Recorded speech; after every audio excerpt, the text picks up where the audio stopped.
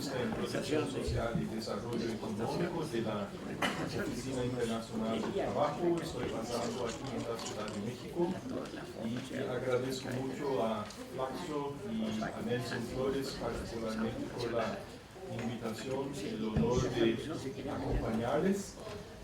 Comenzamos la sesión número 2 de Tendencias Tecnológicas con el título Industry 4.0 Disruption or Opportunity. Tenemos un grupo muy fuerte, muy nutrido de especialistas, profesores en este panel. Me da mucho gusto pasar la palabra a la profesora Susan Helper de Western Case University. Ella es profesora de Economía de Frank Tracy Carlton en la Weatherhead School of Management de justamente la Universidad Case Western Reserve. Anteriormente fue economista jefe del Departamento de Comercio de los Estados Unidos y miembro del personal de Casablanca. Ha sido presidenta del Departamento de Economía y ha sido investigadora visitante en la Universidad de Oxford, ¿no? Y también la Universidad de California en Berkeley, Universidad de Harvard y Instituto de Tecnología de Massachusetts, MIT. Tenemos previsto 20 minutos, ¿no? 20 minutes for each presentation. Yo voy a dar una tarjeta de 10 minutos y de 5 minutos para avisar que el tiempo corre, ¿no? A veces corre más rápido de lo que esperamos, ¿no? Entonces, para no desperdiciar más tiempo, le paso la palabra, profesora. Muchas gracias. Muchas gracias por haberme invitado aquí. Y voy a hacer mi ponencia en inglés. So I'm going to talk about some detailed field work that I've done in the United States auto parts industry. And I guess my answer to the question of whether Industry 4.0 is disruption or opportunity, I think the answer is yes, both. And it depends on choices, I think, that we all make, both managerial policy and public policy. So how many people know the term Industry 4.0? Is this a term people have heard? Okay. So the idea, this is a term that comes to us from Germany, and the idea is it builds on previous industrial development and leads to a vision where there's continuous collection and analysis of manufacturing data in real time. And that this can lead to a much reduction of waste of various types, much improvement of efficiency. So what I want to talk about briefly today is that there are a lot of experiments with automation and big data. And I'm going to talk about these together because one thing that the automated equipment does is it gives the power to collect data much more easily. And so at least in theory, the data can then be analyzed and used for these improvements. So these lead to potentially a much greater economic pie, but how that pie gets divided depends in part on what I'm calling management paradigms. And so we in particularly want to talk about how easy it is to separate data from context. And so many of the proponents of Industry 4.0 talk about the great advantage of these technologies is that it allows you to, or allows a manager to run a worldwide network of factories from their iPhone. They don't have to be there, they don't have to know anything. And this is in contrast to a Toyota view of production and others, a socio-technical view that no, the person closest to production has very valuable knowledge. So I'll talk a little bit more about that. So I'm going to talk first about some field work and then some survey data, and then give some quick conclusions. So on this key issue of separation from data from context, as I mentioned, many of the proponents just think it's obvious. and that of course we can collect data, and it doesn't matter where that data was collected. There's no need really for any participation by shop floor workers because the robots will do everything. And then highly skilled professionals can analyze the data and change the settings. However, that's not necessarily how firms see it. There's quite a wide variety of how firms see the relationship between this new data and the value of shop floor skills. And so this presents some data that I collected in surveys of automotive suppliers in the U.S. Industry, both in 2011 and then this year.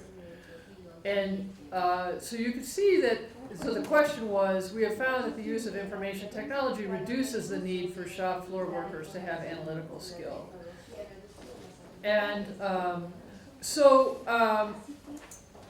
if they say yes, we count that as 5, that the workers really are substitutable for by this technology. And some people say that, but not very many.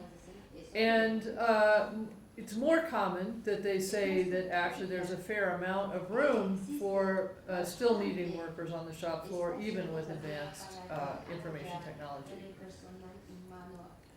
So why might this be true? So we have a couple of examples. One is a large equipment manufacturer in Cleveland. This is a recurring problem that surprised me. We think of sensors as all perfect, but they don't. They make mistakes, they go down. I guess we see this in the case of Boeing in particular, but you also see it in production. And so it's very valuable to have a worker say, no, I've seen this situation before, let's keep going. A second kind of thing is, even once you collect the data, how do you interpret the data? And where is the cause? So Toyota has a methodology called the 5 whys, los 5 porqués. Is that something people know? So the idea here is that when you have a problem, you ask why 5 times. So in one plant we visited, we went to a case where there was a problem where a defect was detected at station 5. Well, why was there a defect detected at station 5? Well, it's because of a problem at station 4. Not much, it's a very sophisticated AI that you would need to say that, well, the problem was created not where you detected it, but at a previous station. And then you would ask, okay, why is there a problem at station 4? And go on several times. So our first observation from our fieldwork is that there's 2 management paradigms. And this is not a new observation. There's a lot of work, as I mentioned, on a Toyota production system, the socio-technical systems literature. What we argue is that this literature is kind of even more relevant than in the past. So we identified the first group is we call Taylorist, after Frederick Taylor. And the idea here is that labor and technology are substitutes. And robots are ideal workers because they repeat, they do the same thing over and over again, they don't complain. And it saves you money to separate brain work from hand work. So automation should be adopted in this way, where you completely substitute for the simple tasks that a worker was doing. The other group we call pragmatist, and we chose this name because it says that production should not be so separate from innovation, that there's always innovation, always new experiments that can be run. And when you're doing that, the person closest to production has expertise that no one has. So if you never change anything, then Taylorism can probably work. But when there are problems, this knowledge overlap between, say, a production worker and an engineer is very important. So just to give you 2 examples of suppliers introducing similar technology. So it's a robot plus a camera. First is a small supplier in Cleveland that where one engineer figured out how to add cameras to do inspection on a line, and I'll show you a picture. So this is a worker, and you can see this is a very old technology. She has a manual stamping press that she will operate by putting her hands up and when she's ready and pushing two buttons that will cause the press to come down.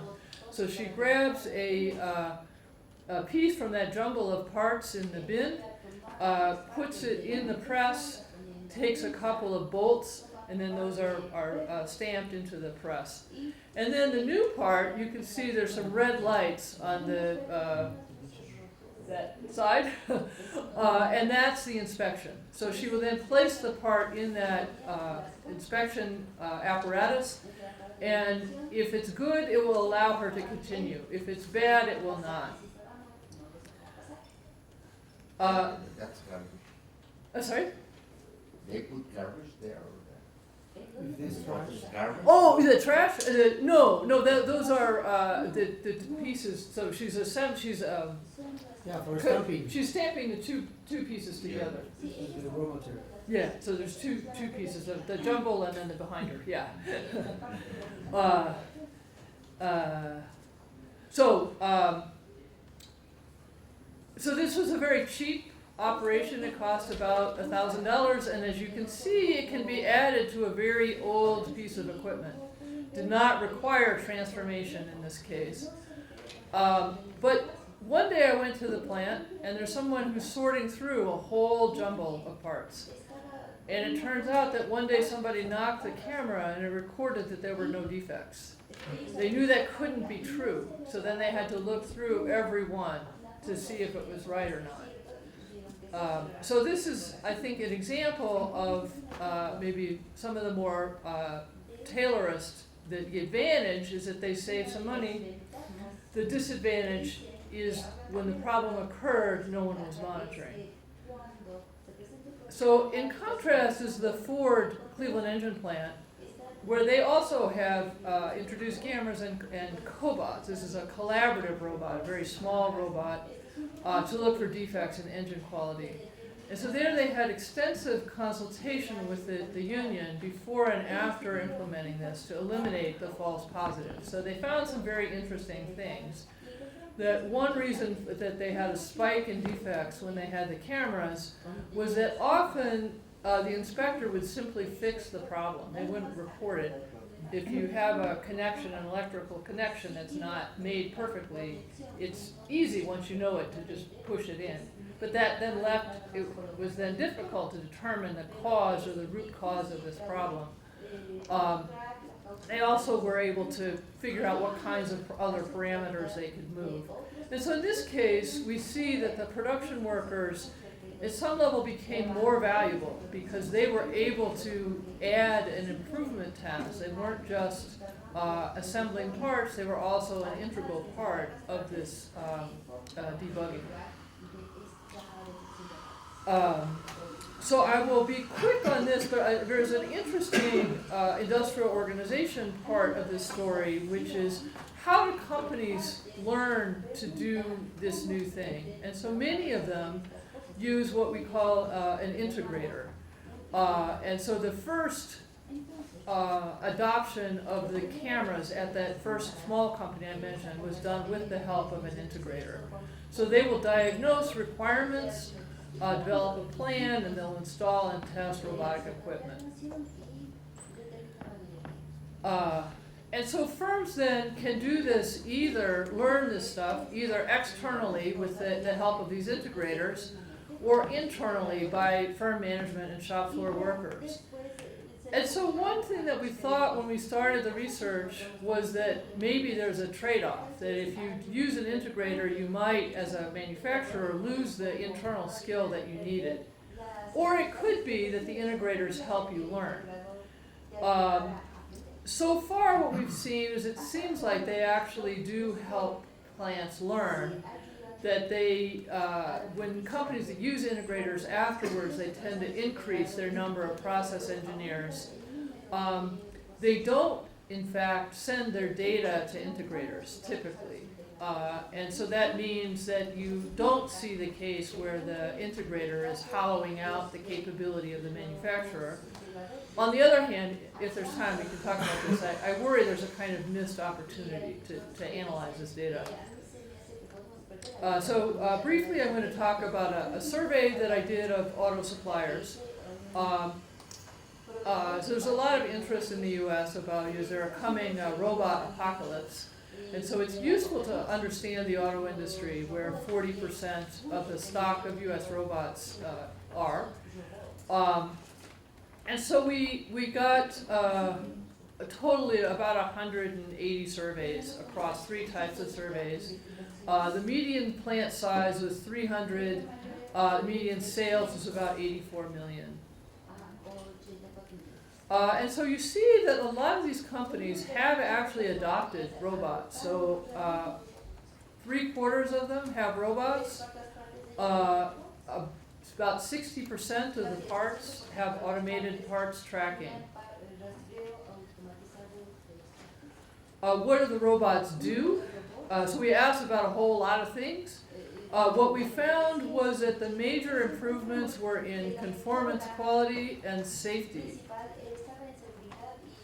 And there we see, you know, on the order of, on average, people are saying that they get 25% or 10 to 25% improvements in those 2 areas.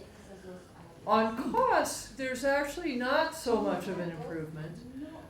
Mostly what you see is a kind of no impact. The costs change very little, and this is both direct labor cost and total product cost per unit.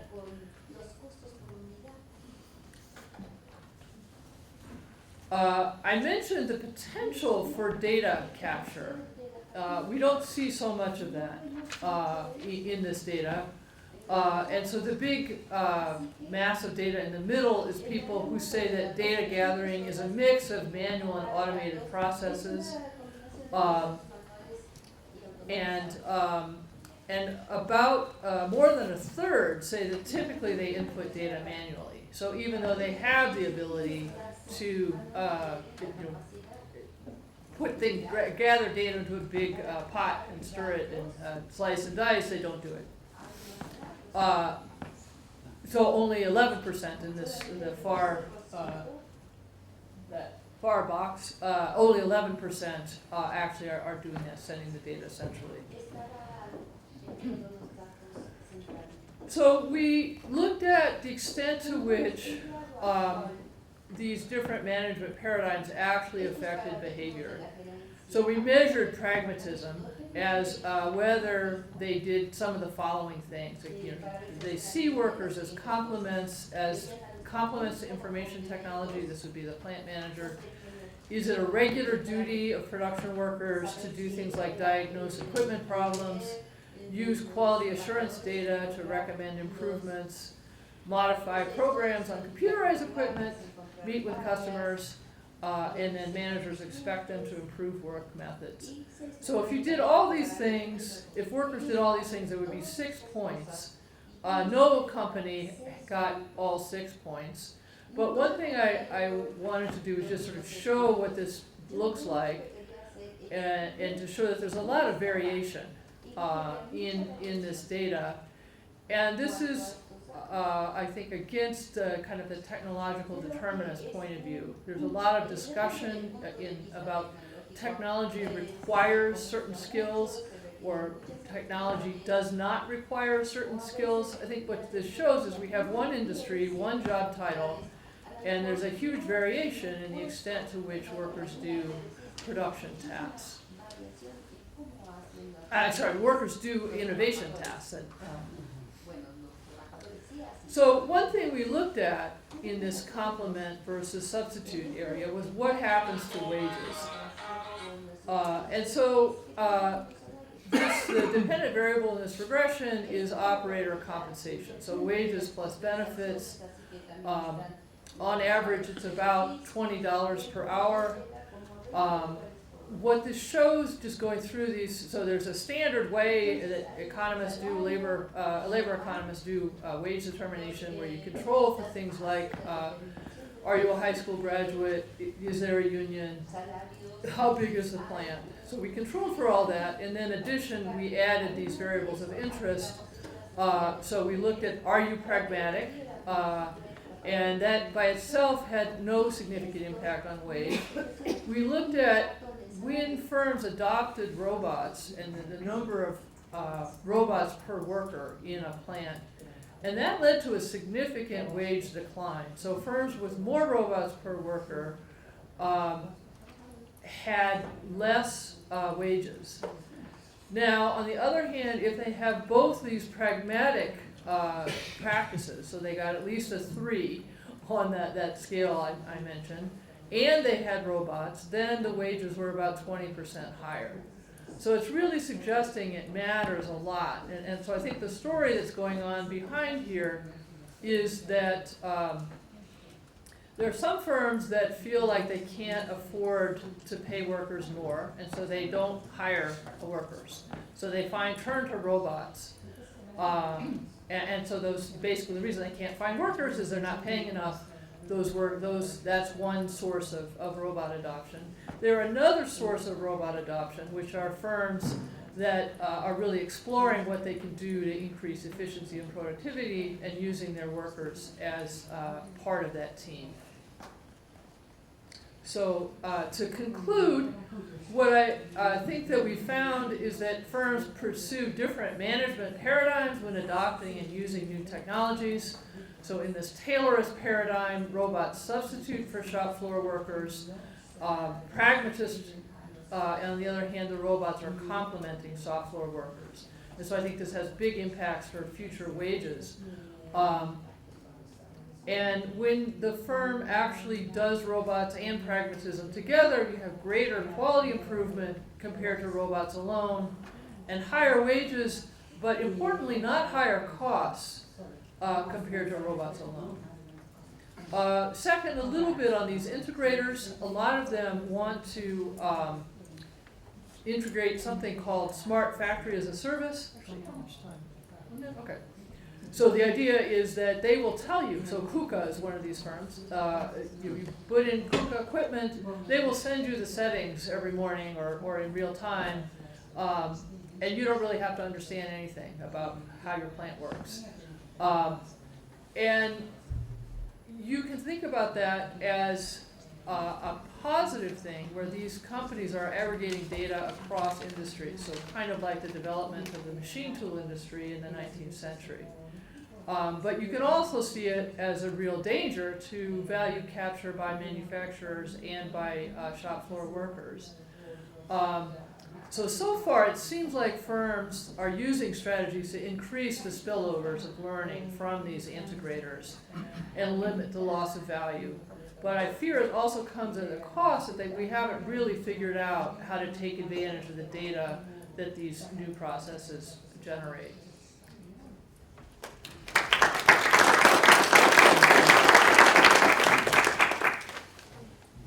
Many thanks, muchas gracias a la profesora.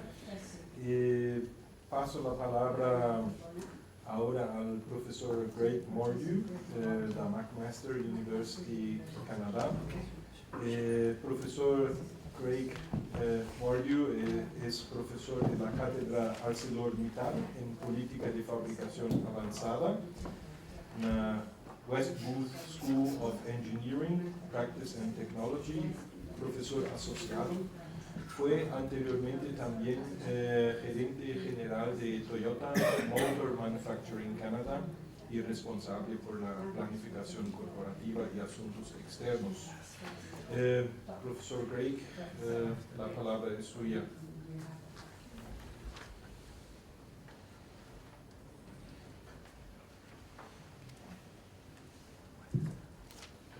So thank you very much, and I will not offend anyone by my lack of Spanish language skills, or maybe I'll offend everyone by trying, so I won't bother. My story, the story that I'm going to talk about today, really picks up or concludes where Dr. Helpers took us through, and that's on Industry 4.0. And I start by talking about this group of countries called the automotive semi-periphery. That is a term that has just emerged over the last year or two, but we're going to try to peel away at that and understand what that means, Canada being the prototype of an automotive semi-periphery, and I'll explain what that is. Then we'll look at a couple of different research questions about semi-periphery countries, and the questions revolve around their capacity to continue to be successful, or can they be successful as a manufacturing platform or location, and failing that, what is their role insofar as more knowledge-based, more knowledge-intensive capacities going forward? Because these are, after all, these are countries that have that are advanced by most standards and would appear to have the capacity to play a greater role. And then from there, we kind of cycle back into Industry 4.0 and look at its role in these semi-periphery automotive jurisdictions. So lots of different people have tried to categorize automotive jurisdictions. There's a whole series of them there. But in 2018, Peter Pavlinek coined this phrase, automotive semi-periphery. And he he described them in the context of core automotive jurisdictions. And by core, the main aspect of that is, do they host the headquarters of an OEM? And at the other end are the low-cost integrated periphery, of which Mexico is one, Eastern and Central Europe, and increasingly North Africa. I'm interested in the in-betweens, the semi-peripheries. Pavlinek only mentioned it as in passing because his interest was in integrated periphery, but I'm interested in the semi-periphery. He listed a couple. One was Britain, the other being Canada. So we went from there and said, well, okay, let's boil it down, and who are these countries, and let's get our arms around that. So we looked at 35 countries around the world that make more, real simple, 35 countries around the world make more than 100,000 vehicles a year. And we looked at the main attributes of those countries, and do they have a homegrown OEM? What is their position on R&D spending? How do they rank so far as labor costs are concerned? What about foreign ownership? And what about homegrown top 100 suppliers? And by top 100 suppliers, we're talking about the automotive news top 100 suppliers. And then we tried to figure out where do they get their primary source of competitive advantage.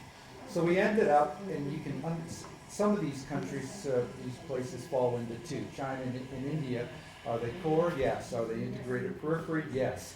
But the semi-periphery nations are the UK, as Pavlinek had identified, Canada, Spain, Austria, Belgium, Sweden, and Finland. And they're interesting. So we wanted to look at, first off, how successful are these countries, are these places, and I think we intuitively know the answer to this with respect to continuing to generate and attract automotive manufacturing activities. So Canada is all over this. They've got lots of programs for R&D. They have lots of programs for manufacturing. If you were students, I would tell you that you don't need to memorize this, but the point of this is there is a big grab bag that they've had, and they are very active, and they've been active for quite a while. But the reality, insofar as manufacturing is concerned, when we look at the highest wage jurisdictions around the world, in 2000, and by highest wage, the average gross national income of the highest wage jurisdictions, the 25 highest wage jurisdictions in 2000 made about 70% of the global automotive output. By 2017, it was down to about 36%. So we think of automotive manufacturing as an advanced manufacturing process. And therefore, only the most advanced countries can do advanced manufacturing. This obviously, we know this, but this lays that to aside, and advanced manufacturing is no longer the purview of the most advanced locations. Narrowing it down a little bit more about the things that the areas that I'm interested in is the automotive semi-periphery. So in North America, that's Canada's job, and it's a tough job. You're not low cost, and you're not the headquarters. In Canada, and John Holmes looked at some of this in the year 2000. Canada had about 17% of regional production. Last year it was just over 11%. Some other countries that are in that bucket. The UK looks like it's holding on pretty well, but we all know that it's not holding on very well more recently, and it's on a downward trajectory. Spain is really interesting what's going on there. They managed to hang on, and I don't want to, and I have some theories about that. We won't get into it here, but you can see that these semi-peripheries in Europe have dropped from 31% to 25%. And their production values have dropped significantly. So manufacturing is tough in the semi-periphery. So semi-peripheries have a lot of other attributes. They have high wages. They're advanced economies. They have excellent education systems. And so in Canada, as an example, we're very interested and absolutely convinced from a policy perspective that we have a very good story to tell for automotive R&D. Even our ambassador earlier said R&D is a real strong suit for Mexico.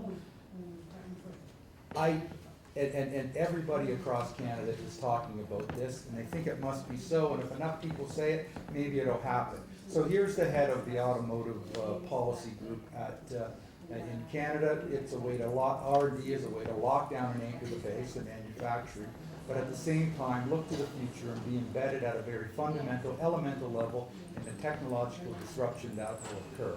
So we wanted to look to see how's that going for us.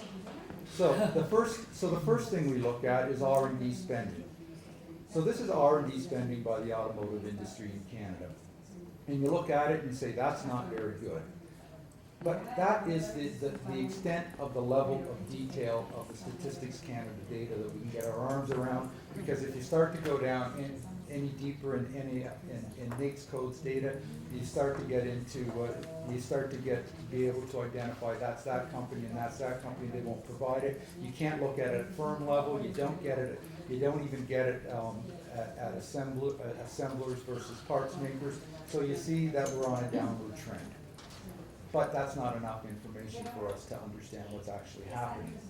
So we look at patents. Patents aren't perfect, but they do reveal high-level patterns that I'll show you are consistent with the output. So this is, patents are an output, but spending is an input. And what we do see, and I'll show you that we see some correlation. We looked at 1.2 million automotive patents that emerged between 2001 and 2016.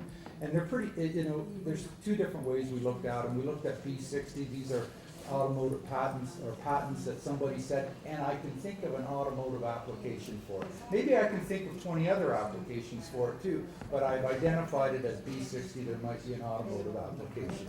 Doesn't say it's a good patent, doesn't say it's a bad patent, just says there was a patent, 1.2 million.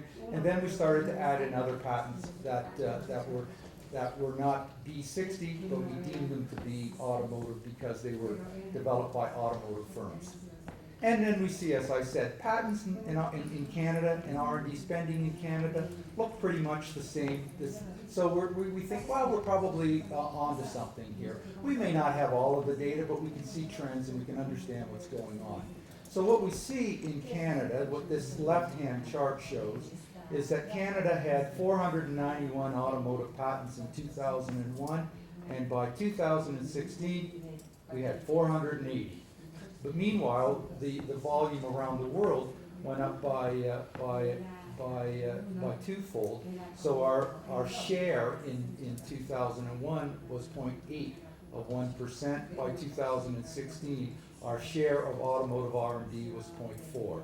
So in the aggregate, not a great story. And you can see, and in Canada, we are fixated and have been since the Auto Pact of 1965 on this notion of fair share. So fair share means, so what do we get? We get more than our fair share of global production still, 3.2%.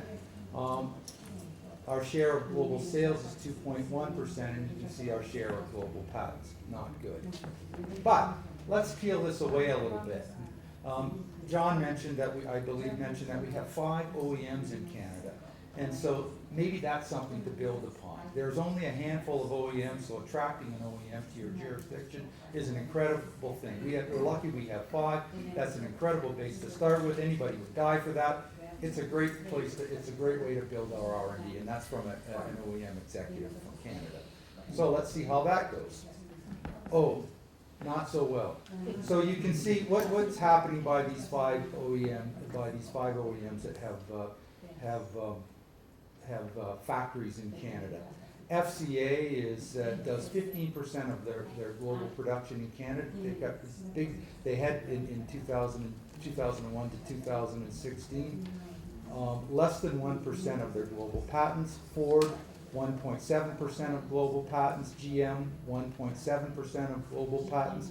Honda, you can't see. Toyota, you can barely see. In other words, the OEMs are hitting at about the same level as the industry overall, 0.5% versus 0.4 as I described. So OEMs are great to have, make lots of cars, employ lots of people. It's all great, but it's not. This tells us that it doesn't really constitute a platform for greater R&D. So, if not OEMs, what about tier 1s? We've heard about some of these great tier 1s in Canada. Maybe that's a place to build upon.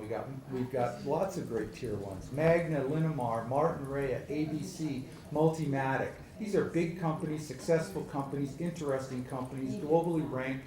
And what you can see that's really what I find interesting, and I haven't peeled this away as much as we'd like to, is that and I think John talked a little bit about this, that the bigger they are, the greater their capacity to decouple, I suppose, their R&D function from all of their corporate headquarter functions. So they say, it's more, at some point in time, they get big enough, successful enough, strong enough, that they can move their R&D away from headquarters and get it close to their customers. And that's what we see with Magna and Linamar. And they hardly do any R&D in Canada. There's lots of good stories that if you look for stories in a big industry like the automotive industry, you're going to find all the stories that you want. But when you look at the data, you say, not so good. So there's something interesting in there from a policy perspective that you can look. So, not so good overall, not so good for the OEMs, not so good for the tier 1s. But what about this new stuff? What about this connected and autonomous vehicles? So I get it that Canada isn't going to be the center of the universe for new and improved catalytic converters or new and improved steering systems. But what about this stuff that the automotive industry hasn't done? What about connected vehicles? Detroit doesn't have a lock on LiDAR or sensors or any of that stuff. Let's look at that. So we look at global volume, and there's lots of patents that have come up, and particularly over the past few years. But then we see what's happening in Canada. Well, we've sort of leveled out at about 0.9 of 1% of global connected and autonomous vehicle patents. And we just get that by throwing up about 20 different terms. There's connected vehicles, driverless cars, driverless autonomous, all those kind of terms, and see where they are. And we see that Canada's is doing, not so great there, but they're throwing a lot of resources, and this would seem to be a perfect place for a peripheral country to find a role in R&D, and it hasn't been so great. But what we do see is that over time, this stuff is gravitating to the traditional automotive headquarters. And even more interesting, it's gravitating to Michigan. What the right-hand side chart shows there is about 15% of 15 to 20% in Michigan, and interesting, about 15 to 20% out of California as well. So headquarters are absolutely essential. Headquarters in the automotive industry and headquarters in the tech industry. We don't have headquarters in the automotive industry, and we don't have headquarters in the tech industry. We got lots of stuff going on, but we don't have a lot of automotive R&D going on. So, getting to the final piece. Jeff Carey, who's here today, and I are starting to cycle back at can Industry 4.0 make automotive industries in the semi-periphery resilient or resistant? And we use the term resilient and resistant as two different things. Resilient speaks to an industry that finds ways to reinvent itself and continues to grow. Resistant is, to be blunt, our industries that are resistant to going away. And Canada has proved itself to be very resistant in the automotive industry. And that's a function of a lot of issues that we can talk about. So, resistant or resilient, and we're starting to do very similar work to what Dr. Helper has been doing. We're starting to go out and get interview. We're going to be doing interviews, but we're also doing surveys. It's tough slogging. Jeff's carrying, I was going to say most of it, all of it, and we're going to see where that goes. But some of the work that Dr. Helper is doing is going to feed into that. So this is just an example, and that's what we're going to look at going forward. And we think we actually, despite the cynicism that's permeated my discussion, we think there might be something interesting here, because these semi-periphery countries, their job, they have never been given the mandate to do R&D for product, but they are given a mandate every day to find new and better ways to make vehicles, to make parts. So there might be something in Industry 4.0. We hope we find something in Industry 4.0. It's not going to take $40 or $45 an hour all-in labor in Canada and make it competitive with labor in Mexico. We know that, but maybe there's other things that it can play in. So we're gonna start to look at that now.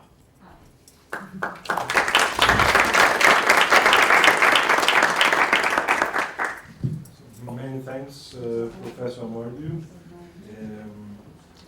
Bueno, ahora es un gusto poder dar la palabra al profesor Jorge Carrillo.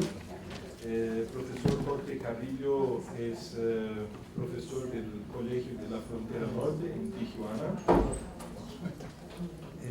doctor en Sociología del Colmex y investigador cofundador del COLEF desde 1982. Tiene amplio reconocimiento en México y en el extranjero por estudios sobre la industria maquiladora, sector automotriz, empleo y tecnología. Muchas gracias, profesor. La palabra es suya. Buenas tardes. Antes que nada, gracias a Flaxo, ¿verdad?, por esta conferencia, por tenernos aquí, y evidentemente a todos los participantes. Voy a comentar un trabajo también que acumula investigaciones de varios estudios y que de alguna manera dialoga con los dos presentaciones previas. Sin embargo, nosotros no hemos logrado todavía hacer ese tipo de encuesta. Estamos pidiendo recursos para ello, pero estamos en una etapa previa. Y bueno, entonces voy a tratar de platicarles una historia que va in between, entre los dos. Un poco de recorrido simplemente para que se pueda entender a dónde quiero llegar y dimensionarlo. En este recorrido básicamente es mínima información sobre el sector automotriz y las autopartes para ver estas potencialidades y los retos que enfrentan. Esta información ya se mencionó, solo quiero rescatar una situación importante para efectos de esta mesa de tecnología, y es que, y esto ayer se dijo en la conferencia ahí precisamente en otra conferencia con Graciela, la relación entre el crecimiento y el fortalecimiento de este sector no está vinculado con la tecnología, está vinculado con las crisis. En el caso mexicano, las crisis es lo que ha detonado un mayor dinamismo, y esa información es muy evidente, sobre todo 2008-2009, que no cambian las compañías, no cambia la región, no cambian los salarios, y sin embargo se disparó. Entonces es importante esto para entender toda la lógica de empleo y demás, no necesariamente viene atada a la tecnología.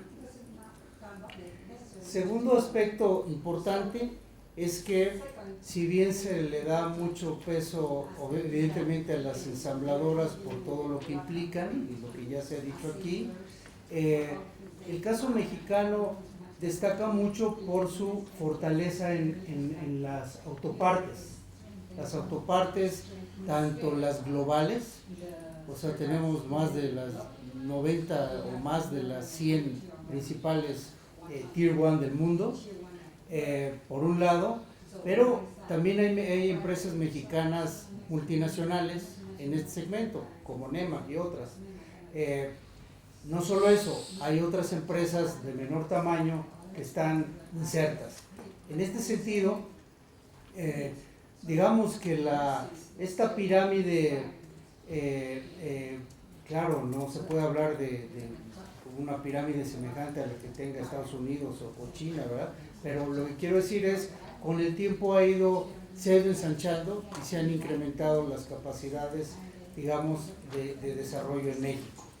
El impacto que ha tenido esto a nivel de los estados, de las actividades y del empleo es altísimo, como se puede observar ahí en los datos, a cerca de 1 millón de empleos directos, y el doble si se cuenta uno con los indirectos es lo que se tienen presentes. Evidentemente todos estos datos son difíciles de conseguir porque no hay, las estadísticas no ayudan en esto, entonces tienen que darle, como se ha dicho en las otras presentaciones, tienen que andarle buscando para encontrar datos que puedan soportar esto. Bueno, algo que hay que mencionarlo, que no se ha dicho hasta ahora, pero hay que mencionarlo, es el nuevo juego que significa digamos, las tecnologías exponenciales, algunos les llaman disruptivos, otros exponenciales según la perspectiva, que en el caso de la industria automotriz tienen que ver con la conectividad, la electrificación, la diversidad de movilidad y la autonomía en el manejo. Estas 4 grandes tendencias tienen como base una nueva gobernanza entre las empresas, y esta gobernanza pues está en proceso, todo es un proceso, fue muy claro con lo que nos presentó Susan, de un proceso que puede tener los estándares, ¿verdad? Pero es una experimentación. Entonces, digamos, tratando simplemente de entender las alianzas que hay entre las OEMs y los Tier 1 de la industria automotriz con las grandes empresas de información y tecnología, todas estas son, es decir, todos los logos de estas empresas, todos implican alianzas que han hecho entre ellas, que puede ser entre propias ITs, entre ITs y OEMs, es decir, todas contra todas para desarrollar algo de la nueva tecnología, y son experimentos, unos van mucho más avanzados que otros. Por ejemplo, en el caso de Huawei, ¿no? Una empresa que en México tiene mucha presencia no solo por sus teléfonos, sino por los apoyos a los deportes y a la América. ¿Perdón? A la América, sí. Entonces, esta empresa, digamos que tiene una gran presencia a nivel mundial, está desarrollando una alianza con Volkswagen Corporativo, precisamente para ver la autonomía en el parking, los parking, ¿sí? Puso 100 ingenieros para este proyecto, pero ni siquiera tiene ningún contrato con Volkswagen. Están experimentando entre ambas a ver si funciona, y la idea es muy simple: ninguna empresa de este nivel puede estar fuera del juego de lo que vendrá. ¿Vendrá o no vendrá? ¿Quién sabe? O sea, ¿quién sabe cuándo vendrá? No hay duda que llegará. Lo que no se sabe es cuándo llegue y a dónde llegue. Sabemos que ciudades como Beijing, Shanghái, seguramente llegará mucho antes que el resto del mundo. Entonces, es importante esta información, porque aunque esto se da a nivel de headquarters, como todo lo que hemos visto en las OEMs, va bajando a sus otras subsidiarias y filiales y demás en los diferentes países. Entonces, bueno, ahora, situémonos en México. En México tenemos capacidad para desarrollar estas nuevas tecnologías. Entonces, un proxy, no está basado en la encuesta ni en las opiniones, sino un proxy con otro tipo de datos, de encuestas que hemos hecho en el Colegio de la Frontera Norte, con empresas multinacionales a nivel nacional. Graciela, que no está ahorita, pero con ella hicimos también este trabajo, con Óscar Contreras, un estudio con SMEs, con pymes tecnológicas. Y bueno, lo relevante de esto es lo siguiente. En efecto, como se mencionó, hay muchísimas empresas globales, están encadenadas, muy importante, sí, pero solo entre un 20 y un 30% están capacitadas para estas nuevas tecnologías. Dependiendo cómo se mida, con qué indicadores, hemos creado una serie de índices, ¿verdad?, para tratar de entender esta información, pero más o menos coinciden. Un poco mayor en las pymes, claro, porque es un segmento dedicado a la tecnología. Era de esperarse que fuera un poco mayor, pero tampoco es tan alto, ¿verdad? Un 35% están haciendo lo que se podría considerar como de innovación, digitalización, etcétera. Entonces, es interesante ver cómo hay una heterogeneidad de nuestra estructura productiva, y dentro de esta heterogeneidad solo entre un cuarto y una tercera parte tienen las capacidades. Bueno, entonces, bajando el nivel, o sea, con un enfoque más micro, se está adaptando la 4.0 en las autopartes en México. Bueno, solo tenemos la encuesta, pero tenemos casos que hemos ido a observar. Entonces, Continental, Bosch, Aptiv, Visteon, GKN, por decir algunos, es clarísimo que están involucrados en la 4.0. Decir involucrados no significa, ya no están haciendo manufactura y ahora están haciendo R&D. Aquí viene un asunto de terminología. Es decir, esto no mide patentes ni R&D, pero eso es distinto a toda la tecnología que requiere la manufacturabilidad. La tecnología que requiere la manufacturabilidad y la planta en su conjunto es a lo que se le llama la Smart Factory, y es donde la industria 4.0, dirigida a la industria precisamente, es donde realmente tiene su foco. Entonces, el ejemplo de Bosch. Bosch en Ciudad Juárez es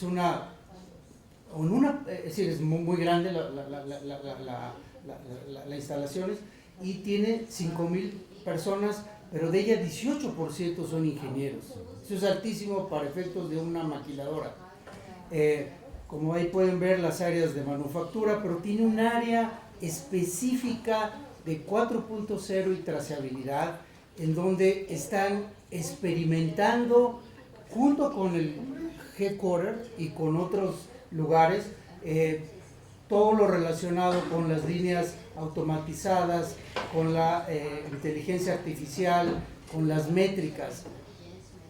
Tal y como dijo Susan en su intervención, así como los sensores fallan, no tienen idea la cantidad de problemas que hay con las propias, dentro de la manufacturabilidad y con las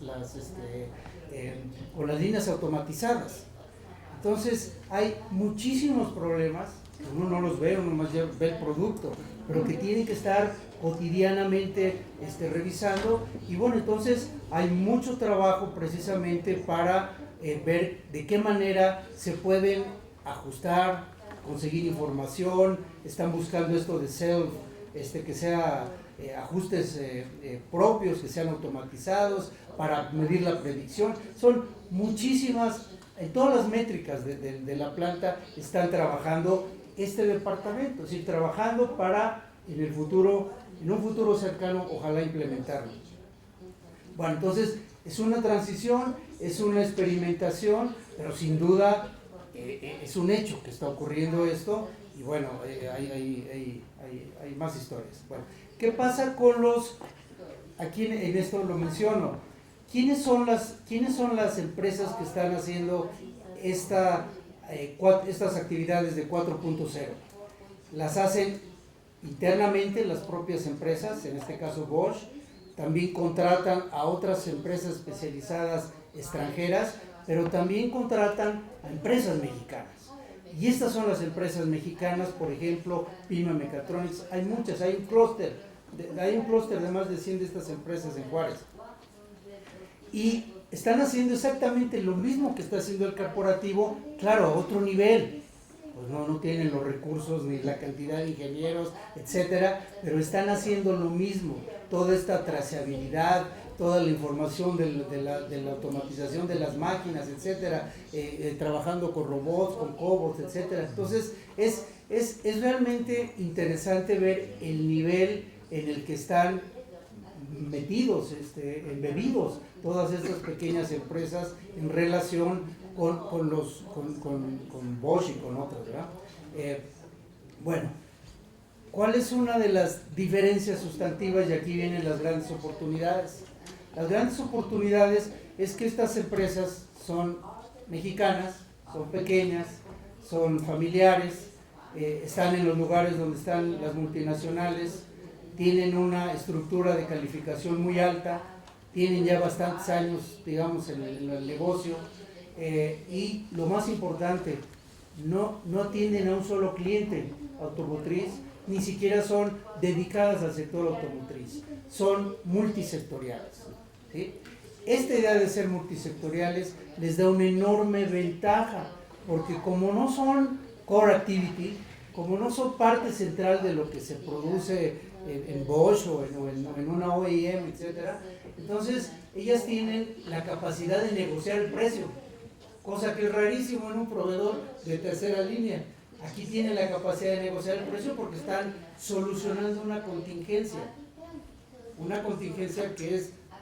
que bueno, parecería que es algo que ocurre rara vez, no, ocurre mucho más veces de lo que creemos los problemas dentro de las líneas, ¿no? Y acuérdense que la capacidad de manufactura en México es muy fuerte. Entonces, flexibilidad, cercanía, competitividad en costos, calidad, más esta cosa que les decía, les da una enorme ventaja a estas empresas. Y bueno, Airbus, en el estudio que coordina Oscar Contreras, junto con el de las multinacionales, llegamos a una conclusión de que hay alrededor de unas 2,000 empresas de estas en México, atendiendo diversos sectores, ¿no? ¿Qué quiero decir? Son nichos, son pequeños, pero sí, digamos, hay algunas empresas y algunas personas que sí están metidas en la 4.0 y que está dando resultado. ¿Cuáles son los problemas? Varios. El principal problema es financiamiento, lo de siempre, financiamiento. No tienen, recuerden, son empresas familiares, no reciben créditos de los bancos, no son sujetos en general. En México es difícil, ¿no?, conseguir para estas empresas, dadas las tasas de interés, etcétera. Y algo muy importante, que en la medida que crecen sus capacidades, quisieran crecer en los proyectos, recibir proyectos más grandes, no pueden porque cuesta mucho dinero y casi todos los materiales, herramental y equipo, tienen que ser importados. Número 2, y aquí es una crítica fuerte a las propias multinacionales en México y a las empresas directamente como ATI, en donde prorratean el pago. Y entonces ellas hacen un servicio y les pagan hasta 3-4 meses después. Para una pyme, estar esperando 4 meses a que les paguen es demasiado tiempo. Entonces, como tampoco dicen, le estamos financiando a la maquila, las pequeñas empresas mexicanas. Entonces, aquí surge la idea de las malas prácticas, no solo de las buenas, pero de las malas prácticas. Luego viene el asunto del factoraje. Si uno quiere tener un negocio, digamos, algo de mayor tamaño, necesita uno un préstamo, garantía.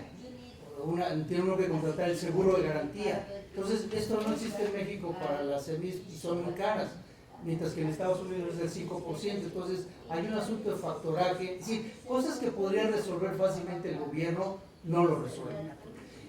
Y luego vienen otros asuntos que son de seguridad y de cultura, y el de seguridad tiene que ver con, entre más sofisticada es la empresa, eso es poco lo que salió de las entrevistas, es más difícil que abran su internet, su intranet que tienen en la manufactura.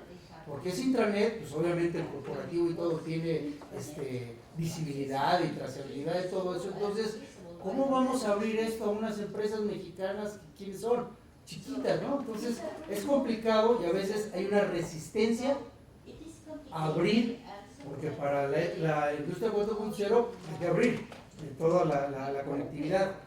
Y finalmente la cuestión de la cultura, así como hay los epístolas, digamos, de la 4.0, que los oye uno no solo en las consultoras, sino también en las propias empresas, también hay una serie de gerentes que están resistentes a la 4.0, y me refiero a gerentes en este tipo de empresas, estilo Bosch, estilo Continental, estilo Aptiv. Quiere decir dos cosas. Una, que si de por sí la Lean Production, y aquí sigo otra vez con lo que dijo Susan, si la Lean Production trajo mayor intensificación de trabajo a todos, a los trabajadores y a los gerentes, bueno, la 4.0 más aún, porque es en tiempo real, que hay que tomar decisiones todo el tiempo. Entonces los amigos duermen con el teléfono en el oído, prácticamente, porque recuerden que están conectados con Alemania y con China y con no sé qué, no pueden decir, es que es mi horario, estoy en otro horario, ¿no? En horario avión. Entonces hay un asunto que a ellos les espanta y obviamente saben que, como son conscientes de lo que implica, dicen, capaz de que al rato me reemplazan. Entonces tienen miedo de meter digamos, de impulsar. Me refiero a gerentes de línea, ¿verdad? No los que están planeando toda la actividad de 4.0. Bueno, para acabar, simplemente decir que sí hay mucho dinamismo, hay difusión, pero sobre todo que hay una enorme experimentación en todo esto, que se observa en los corporativos, que se puede observar en lo que nos mostró Susan, y yo creo que en el caso mexicano también. En términos de empleo, hemos hecho, la estadística es malísima para esto, no sirve para entender los efectos de la 4.0, pero con los limitados datos del INEGI para el respecto, lo que se ha calculado es que el impacto es positivo, pero extremadamente limitado de la introducción de la 4.0. Con esto concluyo. haber estudiado tantos años las multinacionales, lo único que me queda claro es que su principal activo en México son los recursos humanos. O sea, es el corazón, digamos, de todo esto. Sea mano de obra no calificada, semicalificado, calificado, ingeniero, lo que ustedes quieran. Bueno, tratando de la 4.0, claro, se puede hablar de los robots y de la sustitución o del reemplazo, de la colaboración, pero al final lo que está detrás de todo esto son gente trabajando. Entonces hay una enorme necesidad de talento en todas estas empresas y se está viendo en donde quiera, ¿verdad? En Guadalajara, en México, en Monterrey, en todos lados, porque están ávidas de conseguir más talento que sea suficiente, que esté bien entrenado y que pueda seguir este paso tan rápido en el que va la tecnología. Muchas gracias.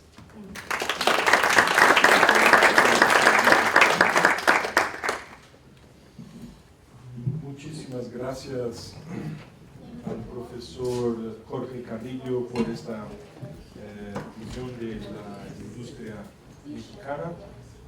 Después de una ponencia, después de ponencias anteriores, una con enfoque en los desafíos de la industria canadiense y la profesora Susan con investigaciones de campo en los Estados Unidos. Quisiera ahora pasar la palabra al profesor Alex Covarrubias, que es profesor pleno del Colegio de Sonora, director del programa de estudios transfronterizos. También ha tenido una trayectoria bastante variada y rica dentro del sector de investigación y especialmente en la industria automovilística, por ejemplo en GEPISA, París, del grupo de promoción, miembro del grupo de promoción de APTA, también asociado de investigación del Centro de Investigación de Política Automotiva de Canadá y es presidente de la red ITIAM. Entonces le paso la palabra, profesor. Muchas gracias. Bueno, muy amables de nueva cuenta y quiero decir que este evento, porque hay que enfatizarlo, me lo guardé, hay que agradecerle profundamente a Graciela Benzuzán y a Nelson Flores el trabajo que han hecho, que es un trabajo increíble. Mañana es mucha gente, decíamos, pero hoy que están juntos, o en este momento, un aplauso y todo el cariño. Realmente ellos permitieron cerrar todo lo que hoy tenemos. Bueno, dicho esto, esta es mi presentación y desde el título estoy enfatizando mi perspectiva. Voy a hablar de lo que yo identifico como el síndrome mexicano. Adelantaré que este síndrome lleva a enseñar al mundo exactamente lo que no se debe hacer en una industria y lo que ustedes van a escuchar es producto de este libro que tenemos algunos años trabajando y que bueno, en estos días por fin va a ver la luz. Es un libro en donde estamos nosotros viendo los 18 países con mayor producción en el mundo y consumo en el mundo. Estamos cubriendo alrededor del 85% de la industria del mundo y nos estamos acercando como a 4 millones de trabajadores, etcétera, etcétera. Tomás y varios de los que están aquí son parte de este esfuerzo. Y un agradecimiento a ellos, si bien lo que voy a presentar no es el punto de vista, no pretende ser el punto de vista de todos ellos, es mi punto de vista, y el punto de vista empieza por enfatizar que el momento actual es un momento de doble transición sociotécnica. Es todo un rollo, hay implicaciones conceptuales que son las que me interesa remarcar de esta enseñanza que hemos tenido en este tiempo. Y en los momentos de transiciones sociotécnicas, que son pocos en la historia humana, el gran agente de cambio es el Estado. Es el Estado Y esta es la versión de Mazzucato, es la versión recientemente a los que se suman algunos pensadores. Enfatizamos el rol de innovador y de emprendedor del Estado, y en estos momentos también se juntan tres dimensiones en las que pueden ocurrir ciclos de escalamiento. No ocurren en cualquier momento, en este momento pueden ocurrir, que son los de cuando pones instituciones y políticas públicas, cambios en conocimiento y cambios en demanda. Estamos también diciendo que el ejemplo de esto parte de Corea en perspectiva histórica, pero es el ejemplo que sigue de una manera muy fuerte Asia. Y en el extremo contrario exactamente a lo que hay que hacer aparece México. En una perspectiva, bueno, yo hablaré de cuatro partes. El fracaso de las grandes narrativas. Somos una ciencia social de grandes narrativas. Enseguida voy a reflexionar en el punto de inflexión tecnológica y de fronteras industriales y lo que eso implica. Tercero, me voy a ir a México. Y cuarto, termino con algunas lecciones. No hay tiempo de que yo me detenga, pero tenemos alrededor de 40 años o medio siglo debatiendo el curso de la industria, y voy a ser brutal y radical y voy a decir que las perspectivas que hemos ofrecido se han quedado cortas, han fracasado, las más de ellas, y así esto puede estar ocurriendo actualmente con lo que hoy decimos. Entonces, así nosotros empezamos en la discusión del postfordismo, y el postfordismo abría la oportunidad para una nueva era, prosperidades, etc. Ocurrió exactamente lo contrario, ¿eh? El resultado, si tú lo pones contra lo previsto en el postfordismo, aún la versión de Lean Production, que hablaba un nuevo mundo del trabajo, el mundo y la industria se movieron en dirección completamente opuesta. Una enseñanza fundamental de esto es que las versiones que acuñamos, yo las subrayo con un sesgo etnocéntrico, en donde el foco se pone en países desarrollados y en las corporaciones establecidas, cuando en los momentos de disrupción en la historia, lo que ocurre, la disrupción es fuera de eso, es exactamente fuera de lo establecido, fuera de los poderes dominantes, de firmas a estados. Y podemos estar cometiendo el mismo error exactamente hoy día. Entonces perdemos de vista cómo ocurre la disrupción, transformación, que ocurre exactamente abajo de las olas, etcétera. Es un discurso en el que no me puedo detener. Sería muy interesante platicar de todo esto, no podemos hacerlo. Lo que quiero decir también es cómo estas narrativas nos llevan a hacer una ciencia que, si la vemos, persigue modas. Entonces, hace 3 décadas todos estábamos persiguiendo la KKK. Esto era Keisen, Keisu, no sé qué más cosas, y queríamos ver qué está ocurriendo en México y en otras partes. Luego vinieron los distritos industriales de la especialización flexible, y todos buscábamos distritos industriales. Y en cada cosa, clúster, vamos a los clúster. Modos de productive modos, y no hay best way, entonces México tiene un lugar o otros países, vamos a ver los modos productivos. Es increíble la manera como imitamos haciendo ciencia, y otra vez, ustedes disculpen, a veces la poca originalidad que tenemos para partir de lo establecido. Y el énfasis de esta otra parte es decir, cuidado, lo que hoy vemos, la disrupción, podríamos estar construyendo una narrativa exactamente como la de 20, 30 años atrás. Pero cambian los actores, y ahora hablamos de lo que puede ser la sociedad de cero carbón, y la sociedad de cero carbón sería como el mundo del trabajo de Lean, perfecto, en donde se acomodan commitments, productividades y grandes remuneraciones. Y claro, el campo energético, que es muy atractivo, y el cambio climático ligado a ello, pues nos dan para una nueva narrativa, ¿no? Hay quien habla de los robomóviles y las ciudades inteligentes, digitales, y la fábrica inteligente, y todo aquello que pareciera extraordinariamente inteligente, pero que cuando uno va y acude a las fábricas, y a la fábrica del conocimiento, que son las universidades y los centros de investigación, uno empieza por descubrir que lo menos que tienen es ejercicios inteligentes, ¿no? Bueno, un brinco del tamaño del mundo, dejo las narrativas y vengo a los datos.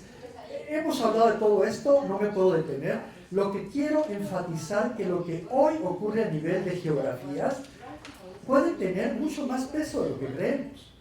Esto, aparte de todo lo que está ahí, pero este punto de inflexión en donde la industria empieza a tener sus centros de producción y se cruzan, es un turning point, apenas de la última década, y los países emergentes empiezan a tener mayor capacidad de producción que los desarrollados, es de tremenda importancia, porque va a tener su correlato también en el consumo.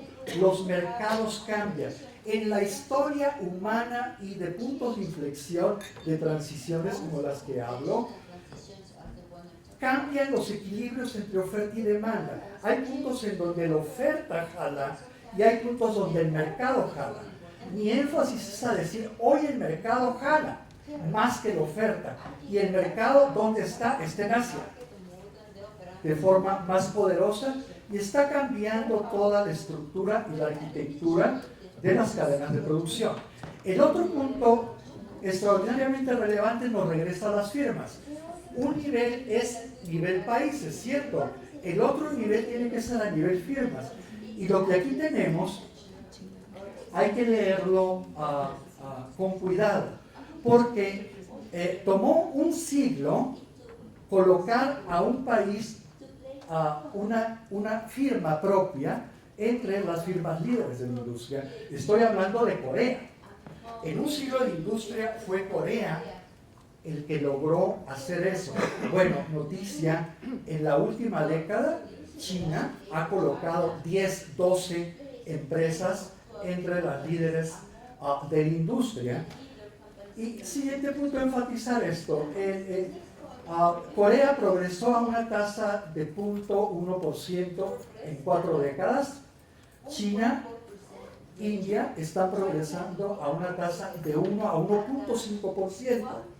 De forma que hoy Asia, siguiendo incorporando China, incorporando Corea, e incluso dejando Japón de lado, pero si incorporamos, lo que uno viene a notar, y luego viene Pakistán, Malasia, etc., siguiendo el mismo ejemplo coreano y chino, es que les va a tomar menos de una década para tener el control mayoritario del mercado, hegemónico del mercado. La otra noticia ocurre en el nivel de tecnología, y esto de industria 4.0, etcétera, etcétera. No puedo detenerme en ello, son otra vez temas fascinantes, pero sí en esto, ¿no? Esta idea de los ACES, de autonomía, de conectividad, electrificación, y lo que es, perfecto, gracias, inteligente, para decir que, otra vez, la avanzada de esto está en Asia, y con China adelante.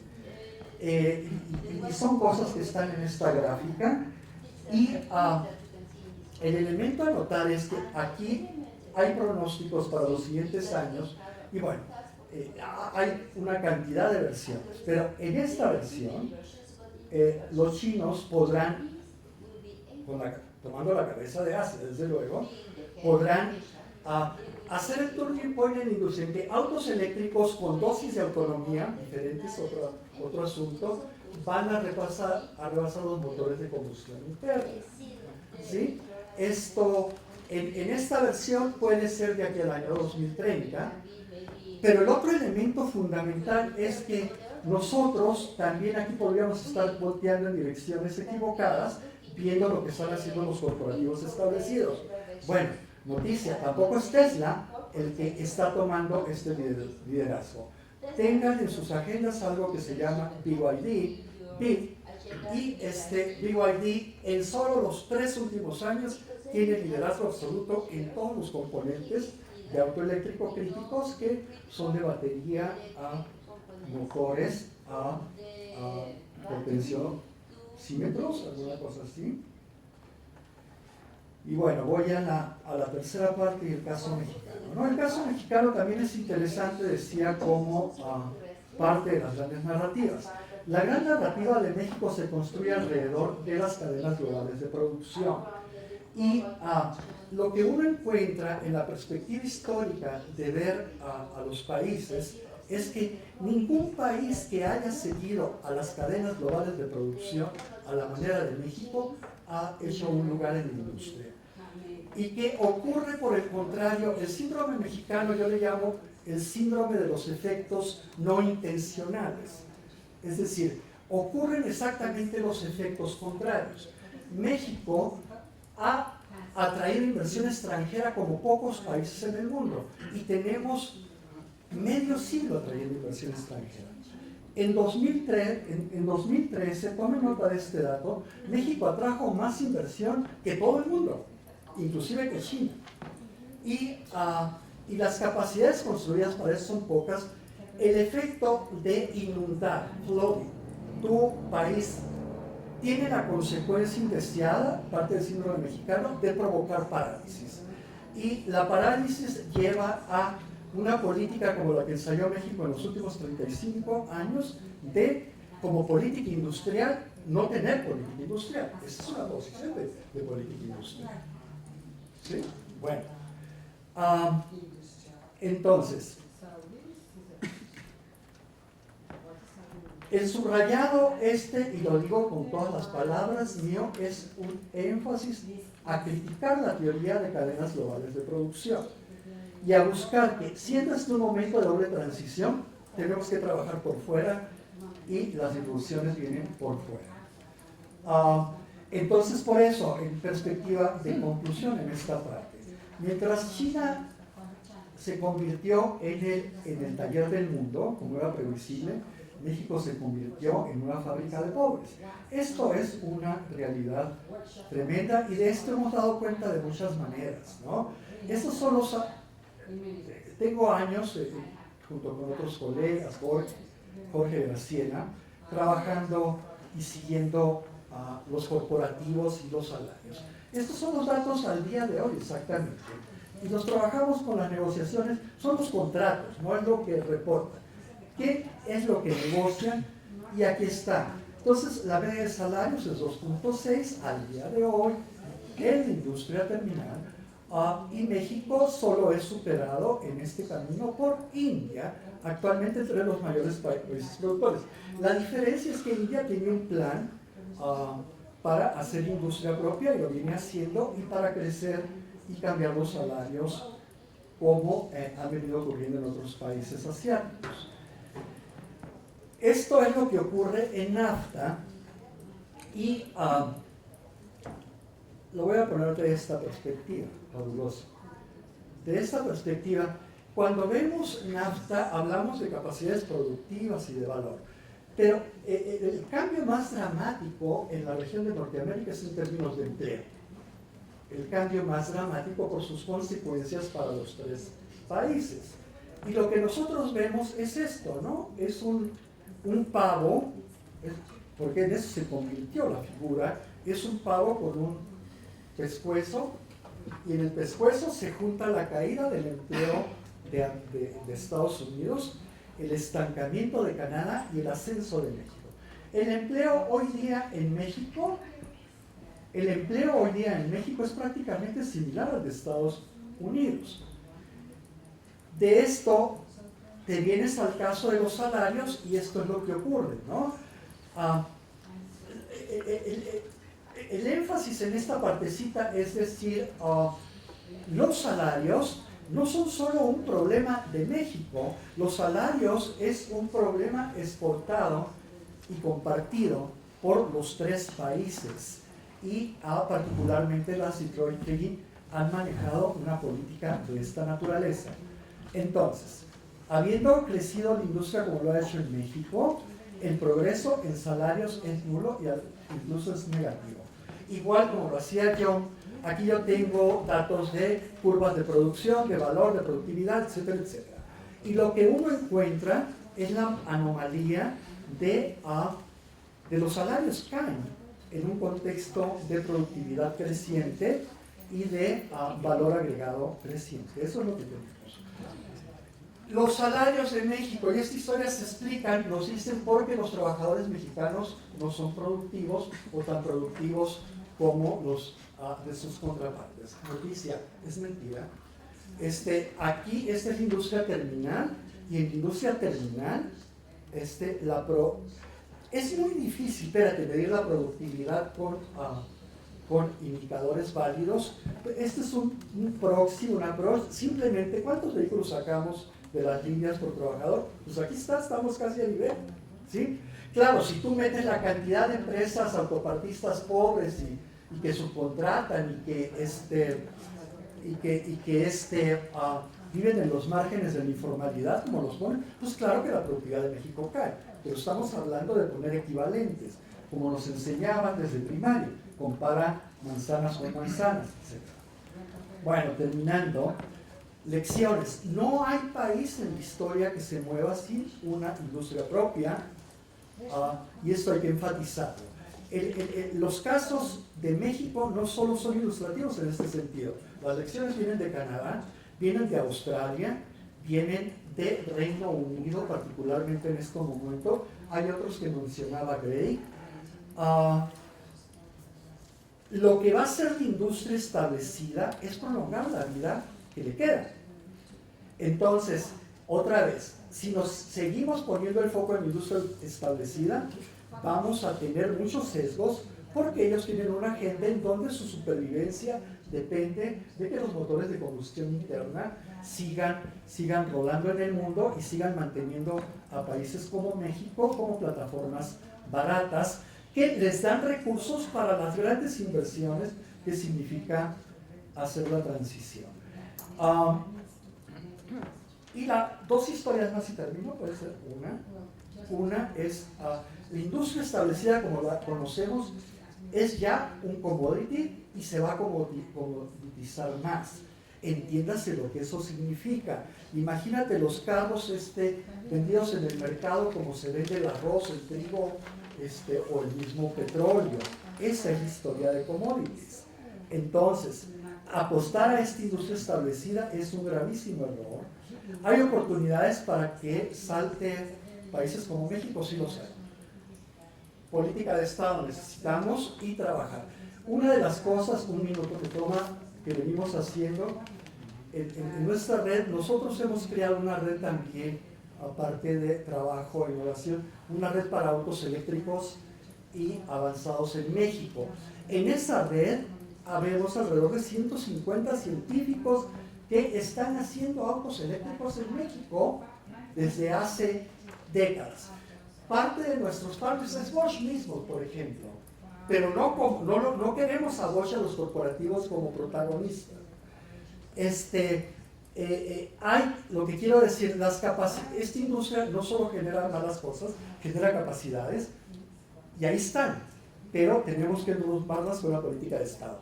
Desde hace años hay un bus en México hecho por ingenieros del UNAM y el POLI, son parte de nuestro esfuerzo, pero ¿sabes dónde está el bus eléctrico?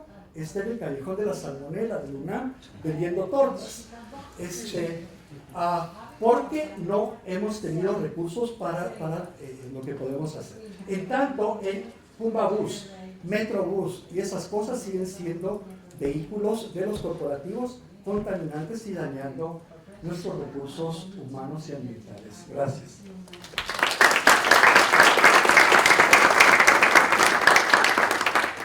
Muchísimas gracias, profesor Covarrubias. Tenemos algunos minutos todavía, unos 10 minutos para 2 o 3 preguntas que no pueden ser muy amplias, ¿no? Lo que es difícil después de Tantas ponencias y principalmente la última ponencia thought-provoking, muy provocativa. Entonces abro la palabra para alguna pregunta que ustedes o algún comentario que quieran formular. Hi, Susan, Jeff Carey. I really enjoyed your presentation. Just to see where you're taking the research gives us some ideas moving forward. I have many questions about the survey and how you implemented it, but probably more selfish and the room might not be as interested in this. The question I do have relates to those tech integrators and whether you did many interviews with them. And the reason I ask is in Canada, we're really seeing that these two groups are so different in terms of their business culture. And also, there's been real difficulties trying to get them together. And I'm just wondering if that's different in the United States, and if so, what you were seeing when you were doing your interviews. Okay. Next, My question is for Susan and Yogi, who did some field work on the plant-based level. So I would like to know if what you have seen on Industry 4.0 radically changed the labor process, because there are some parallels with lean production, but lean production was a massive disruptive effect on work organization with teamwork, flexibility, job rotation, and all the collective agreements that were tied to this model, at least in the North American auto industry. So, like, is it integration, adaptation, or radical change on the way it's implemented and its effect on work organization? Thanks. tenemos aquí. Gracias. Excelente toda la presentación. Quisiera hacer un comentario, pregunta. No es necesario que no haya habido política industrial. Si la hubo, está en la arancelaria.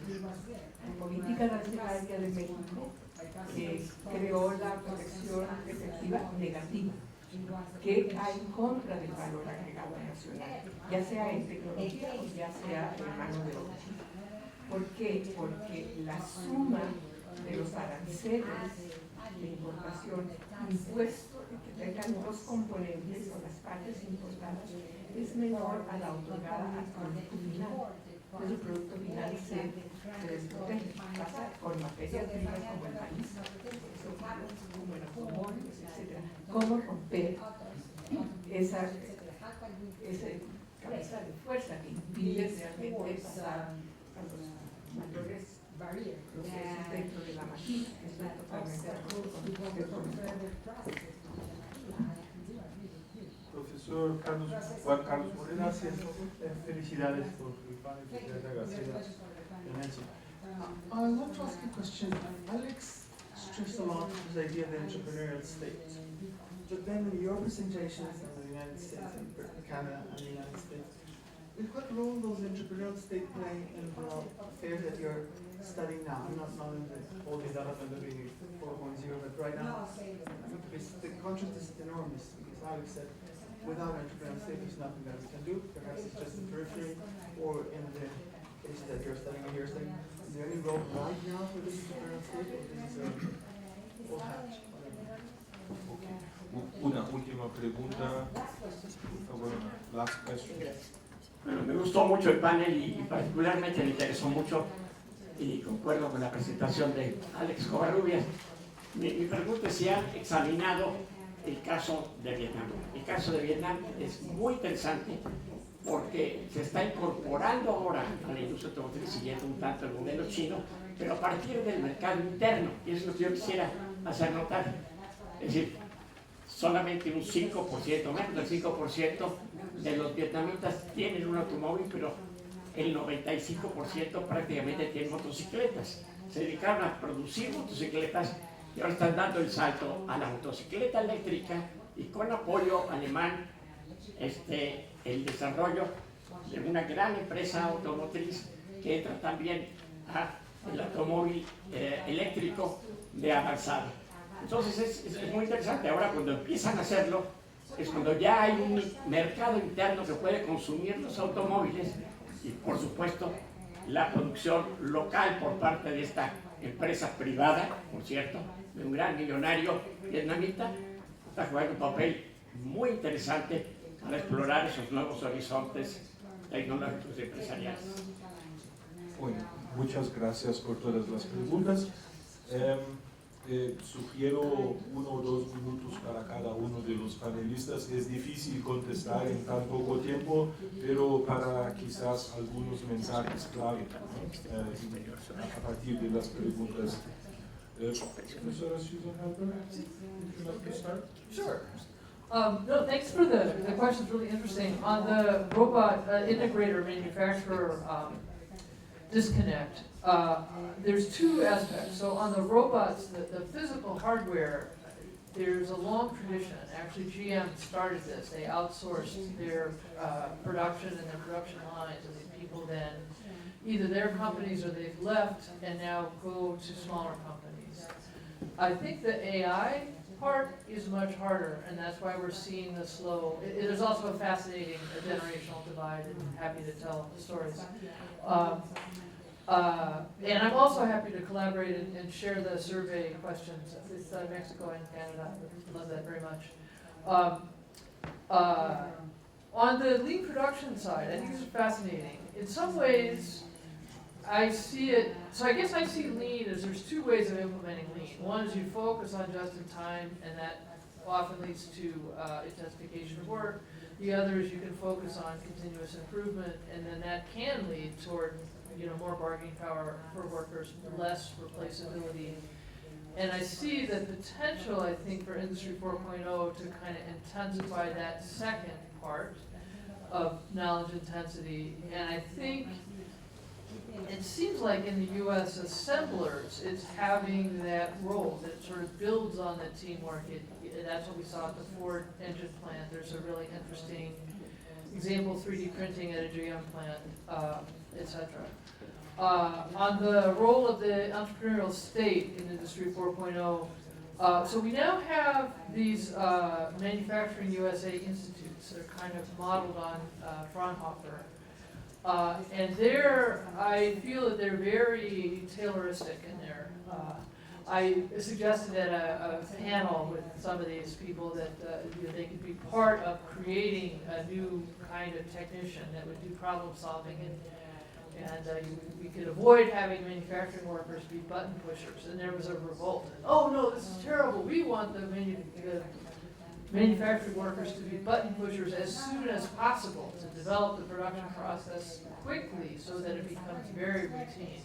So I think we have a nascent state that hasn't decided, I think, which of these paradigms to promote. And so a lot of work to do. Many thanks, Professor Alex Covarrubias. ¿Quieres así? ¿Alteramos el orden? Bueno, puede ser en el orden inicial. Adelante. Bueno, conste que me provocaron, Bueno, yo creo que la doctora Alicia tiene razón. En una presentación como la mía no hay lugar ni tiempo para matices. Entonces, no tengo mucho que agregar. Excepto este asunto esencial. Una política de Estado es diferente de políticas de gobierno y de políticas de coyuntura, etc. Política de Estado apunta hacia medio y largo plazo como las únicas posibilidades de transformación. Y una política de Estado juega con los 3 componentes para romper los ciclos o alcanzar los ciclos de escalamiento, que es el trabajo a nivel de conocimiento, que es el trabajo a nivel de demanda y es el trabajo a nivel de políticas públicas. Es lo que está haciendo China y es lo que está haciendo Vietnam. Interesantemente, porque es muy bueno tu intervención, el caso de Vietnam, como el caso de Malasia, sirve para advertir cómo tú, aún en ausencia de mercado, si tienes la posición del Estado, el Estado es el que puede crear mercado y jalar mercado. Y Vietnam sin historia alguna en la industria, y Malasia están poniendo vehículos propios a rodar. Entonces, otra vez, es exactamente lo que México ha dejado hacer, no por un año, no por dos, no por el mundo neoliberal, por un siglo. Entonces, bueno, es lo que podría decir en estos 2 minutos. Muchas gracias. Professor Gregoire, you, please. So the nice thing about combining all of the questions at once is you don't really have to answer any of them. But I did want to respond to or make comment on some of the items that Dr. Helper was making, because I thought there's some really rich data that is starting to emerge out of there, and particularly around this notion of integration of people and robots, people first or robots first. But what I've noticed in a couple of instances through my professional career, pre-academic world, is frankly the last time you turn on, or the first time you turn on the mechanical or robot, or even this notion of even outsourcing, is the last time you pay any attention to it.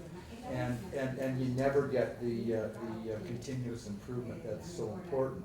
The other item, and I think you're starting to learn this, is this how do you practice this notion in Toyota parlance? It's Genchi Genbutsu. Go and see, and go to the source, and understand, and deeply understand, and more deeply understand, and do this sort of Socratic 5 why. Why did that happen? Why did that happen? So the fact that you've been able to pick that up is very rich and very important.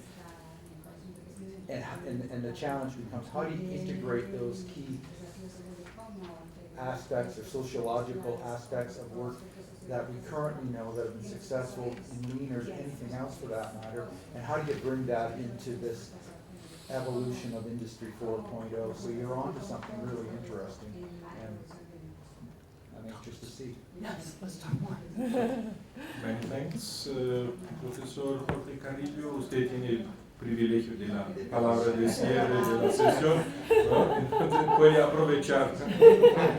Seré muy breve también. Bueno, gracias. Acerca de la pregunta sobre los efectos en el proceso de trabajo, digamos que está muy en ciernes la implementación de la 4.0 para ver los efectos, o sea, todavía muy difícil ver. La implementación de la 4.0 se está haciendo en centros especializados dedicados a ello, o en áreas especializadas dentro de la planta de manufactura. ¿Qué quiero decir? Que son comunidades independientes. Claro, adentro de ellas todo es profesionistas trabajando, o técnicos de alto nivel, haciendo trabajo de investigación y desarrollo, no de producto, proceso. Muy importante. Todo lo que hablé es sobre la 4.0 en proceso, no en producto. Muy importante eso. Sin embargo, digamos que el efecto que va a tener pues va a ser un poquito a mediano plazo, y aquí lo único que hay que resaltar son 2 situaciones. La primera es que difícilmente vamos a poder ver algo de codeterminación, porque pues, todas estas plantas tienen sindicatos de protección, como ya sabemos. Entonces, no juega mucho el rol del trabajador organizado, ¿no? Por un lado. Y por otro lado, se da o sea, ya están empezando los experimentos de batch electrónicos con información que te permitan subirte al autobús y saber que eres tú el que tiene que subirse al autobús para ir a la fábrica, y saber que tú eres el que puedes manejar esa máquina porque tienes las habilidades. Entonces se está haciendo colectando mucha información que es muy útil, que sirve para seguridad, pero claro, también es control. Entonces está este asunto. Gracias.